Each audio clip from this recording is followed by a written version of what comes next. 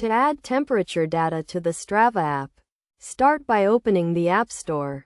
In the bottom row, you'll see options for today, games, apps, arcade, and a search button. Click on the search button, which will take you to the search bar where you need to type in Strava.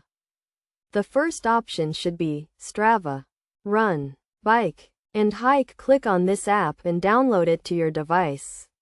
Once the app is downloaded, you can exit the App Store and find the Strava app on your device, which should be orange in color.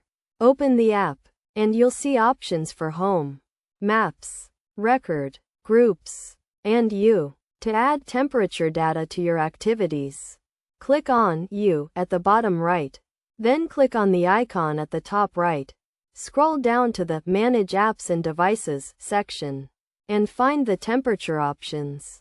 Here, you can choose whether to show temperature data on all your activities by toggling the Temperature Data from supported devices may be shown in Strava app option. You can also learn more about temperature data sources by clicking on the provided link. If you need to hide temperature data on all your activities, you can turn this option off.